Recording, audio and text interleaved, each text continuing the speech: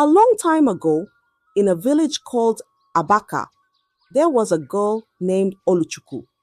Everyone in the village knew her. She was very beautiful, with bright eyes and smooth skin. When people saw her, they would stop and stare because of how pretty she was. But there was something else about Oluchuku. People were scared of her. She really, really hates men.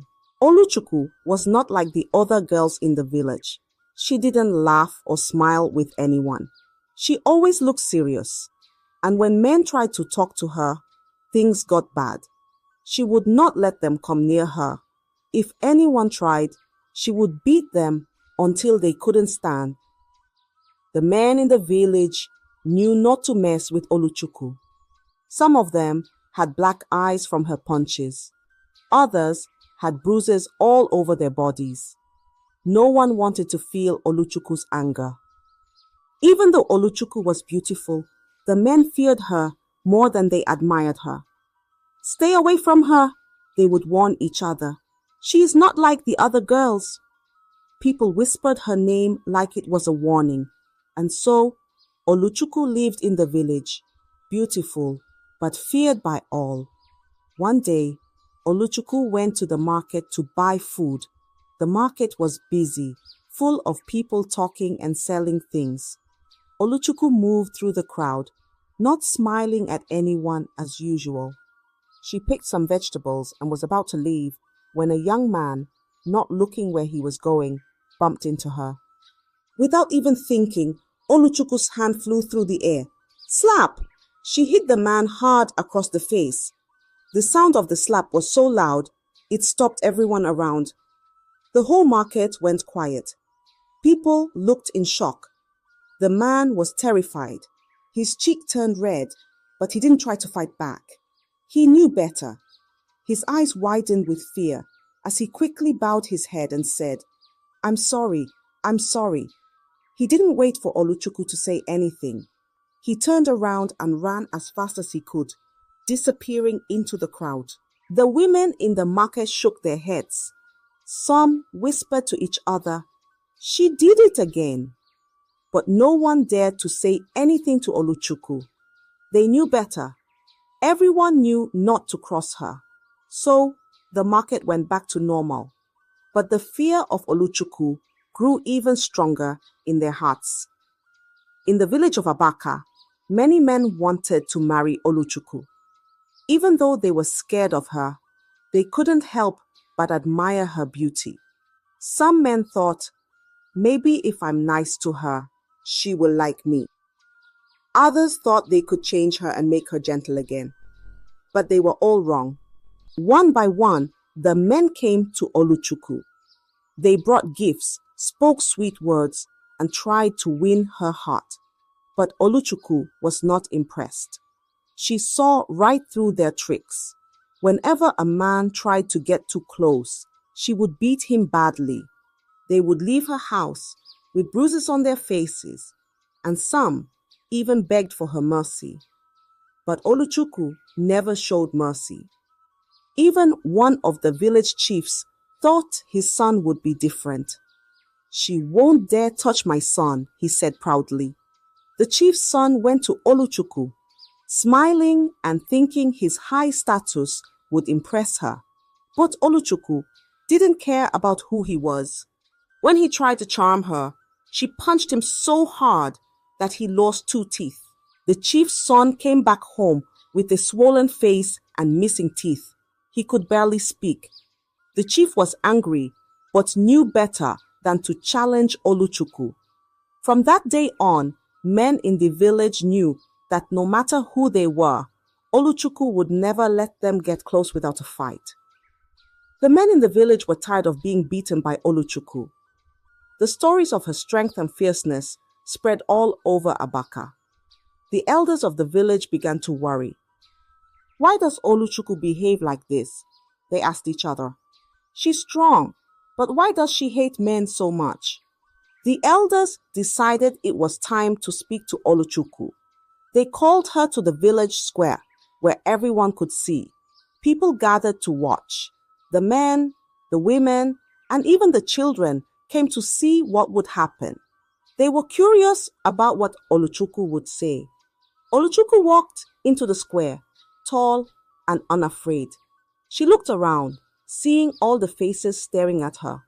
The elders sat in a circle and waited for her to speak. But Oluchuku did not look down or show any fear. She stood there, her head high and her eyes bold. The elders began to ask her questions. Oluchuku, why do you fight the men? One elder asked. Why do you beat every suitor that comes your way? Another asked. Oluchuku didn't flinch. She looked at the elders calmly and said, I will never let a man control me, and I will never stop beating them. Her words shocked everyone. The villagers whispered to each other. The elders were puzzled. They didn't understand why Oluchuku said such things. But why, Oluchuku? What happened to make you like this? One elder asked. But Oluchuku didn't explain. She stood there in silence, refusing to answer their questions. The elders were left with no choice but to let her go, even more curious than before. They wanted to know what had happened to Oluchuku, but she kept a secret hidden. The villagers returned to their homes, still whispering about Oluchuku's boldness. One hot afternoon, Oluchuku went to the stream to fetch water. The sun was high, and the path was rough. As she walked back with her pot full of water, her foot slipped on a rock, and she fell hard to the ground. The pot broke, and her foot was hurt. She winced in pain, trying to stand, but it was hard. A farmer who was nearby saw what happened and rushed over to help her.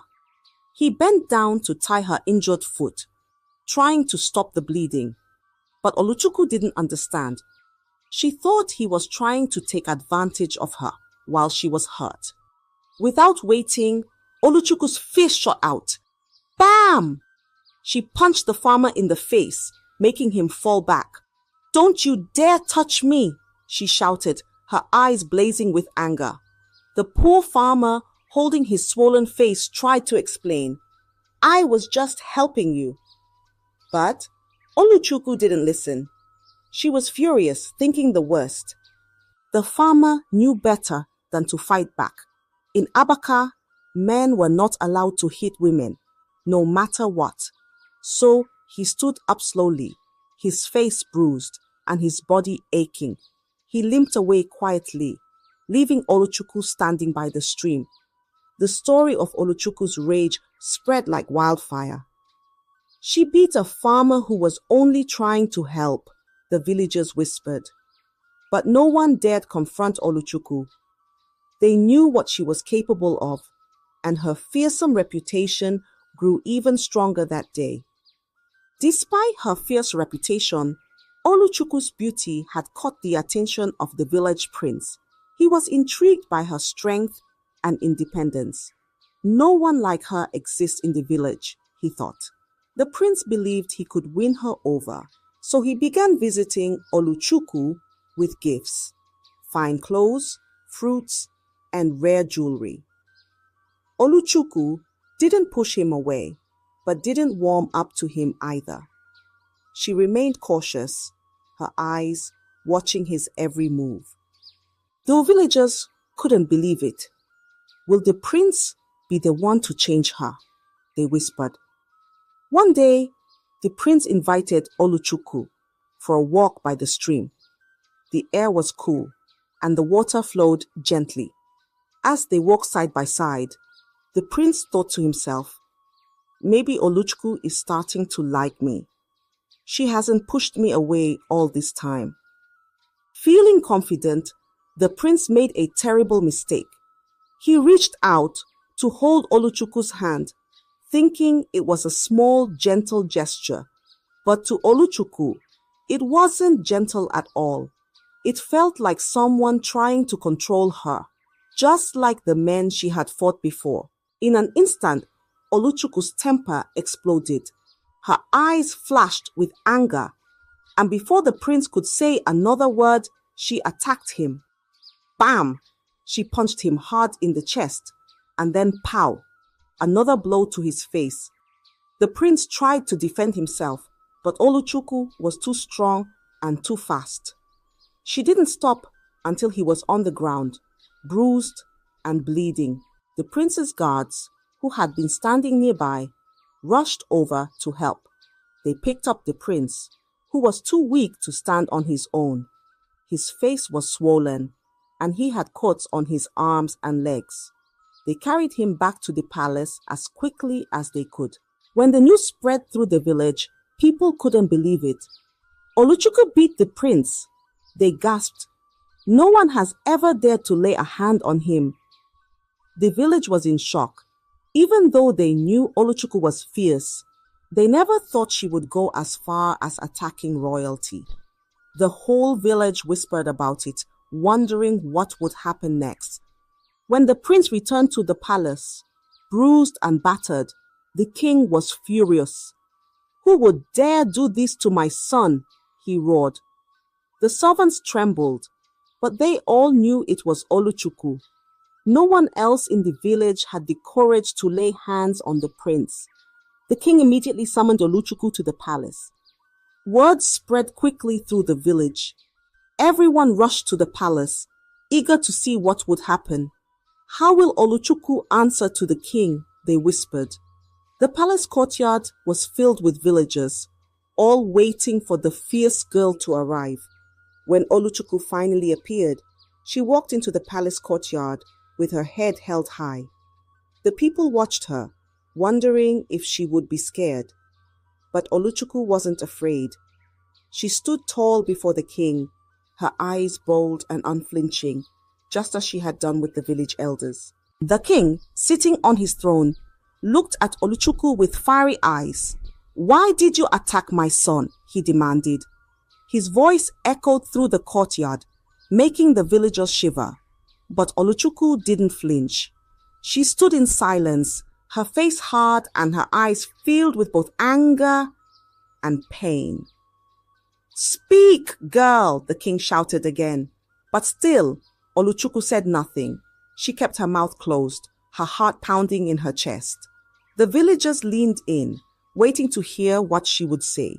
But Oluchuku kept her reasons hidden, refusing to explain herself to the king. The king's fury grew. "How dare you remain silent before me?" he shouted. But Oluchuku remained as still as a stone, her secret locked tightly inside her. The villagers began to murmur among themselves, wondering why Oluchuku had done it. But no one knew. For now, Oluchuku's reason stayed buried deep within her heart. The king, growing more furious by the minute, pressed Oluchuku again. "Why did you hurt my son? Speak now or face the consequences." Oluchuku's heart felt heavy and she could no longer hold back. Her strong, fierce face softened, and for the first time, the villagers saw something different in her eyes. Pain. Tears welled up, and her voice trembled as she began to speak. "My father, the man who was supposed to protect us. He wasn't kind," she said, her voice low but full of hurt. The villagers leaned in closer, straining to hear. Oluchuku's eyes filled with tears as she told the story she had kept buried for so long. "He beat my mother every day. He treated her like a slave, shouting at her, pushing her around, and whenever she tried to speak up, he would threaten her. He would raise his hand and she would grow quiet, too scared to say anything." The crowd was silent, hanging on every word. Oluchuku's voice cracked as she continued. "One day, my mother was pregnant. There was a small argument, something so small, but my father, he lost his temper. He beat her so badly that she fell to the ground. She lost the baby that day." Oluchuku paused, her tears now flowing freely, and soon after, she lost her life too. Back in the prison, the villagers gasped, shocked by the terrible truth. Oluchuku stood there, her body shaking with grief as she spoke of her mother's death. "I was just a child," and I watched her die. I could do nothing to help her. She wiped her tears, but continued. After my father died not long after, I thought I would be safe. But when I went to live with my uncles, it was no better. After her father died, Oluchuku thought the worst was behind her. She hoped her new life with her uncles would be different, that maybe she could find some peace. But what she found was even worse than before. Her uncles were cruel men, just like her father, but even more shameless. They brought different women to their house, day after day. Oluchuku would see them treat these women with no respect. They forced themselves on them, using harsh words and ugly actions. The women had no choice but to obey, too scared to fight back. And it wasn't just the women they brought home. Their own wives, the women who lived in the house with them, were treated just as badly. Whenever the wives tried to speak, to defend themselves or ask for help, Oluchuku's uncles would raise their hands, ready to strike. The wives lived in constant fear, knowing a beating could come at any moment. They were threatened, pushed around, and sometimes hurt so badly that they couldn't stand for days. Oluchuku watched all of this day after day. She saw how the men in her life only knew how to control and dominate the women around them. They didn't listen, they didn't care, and they only used their strength to make the women feel small and weak. It was in those moments that Oluchuku made a vow. She promised herself that no man would ever treat her like that. No man would ever have power over her. She couldn't save her mother, and she couldn't help the wives in her uncle's home, but she could save herself. From that day on, Oluchuku's heart hardened like stone. She wouldn't allow any man to get close enough to hurt her. And so, Oluchuku became the fierce girl the villagers knew. But behind her strength and anger was a story of pain, a story that no one had known until now. When Oluchuku finally revealed her painful story, the village was silent. They had always seen her as a troublemaker, someone fierce and wild. But now they understood. Oluchuku wasn't just fighting men for no reason.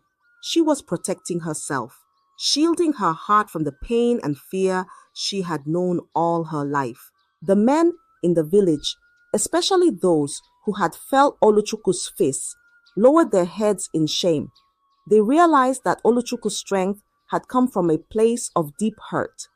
Some of the men had their own memories of mistreating women, and now they saw how their actions could cause so much pain. The women of the village, who had silently carried their own struggles, looked at Oluchuku with new respect. She wasn't just fierce, she was a fighter. She had stood up, not only for herself, but for all the women who had suffered quietly. The women began to see her as a symbol of strength, someone who had refused to be controlled or beaten down. Even the prince, who had once thought he could tame Oluchuku, understood the mistake he had made. He realized the pain he had caused her, and with a heavy heart, he apologized sincerely. He promised never to hurt her again, and to respect the strength she carried. The king, hearing Oluchuku's story, made a declaration. "No man in Abaka shall ever treat a woman badly again," he said, his voice firm. The uncles, who had mistreated so many women, were punished for their cruelty. The village had learned from Oluchuku's story, and a new respect for women spread through the land. Oluchuku, still strong and fierce, began to open her heart just a little. She agreed to marry the prince, not because she had been tamed, but because he had shown that he could respect her and value her for who she was. It wasn't about control. It was about strength meeting strength, respect meeting respect. The village celebrated the union of Oluchuku and the prince. It wasn't just a marriage of two people, but a story of healing and courage. Oluchuku's journey from pain and fear to strength and respect became a story told for generations. It was the story of a girl who refused to be broken and a village that learned the true meaning of strength and respect. I hope you enjoyed the story. If so, please like the video, comment what you learned from the tale, and don't forget to subscribe to the channel for more enchanting tales just like this one. Thank you.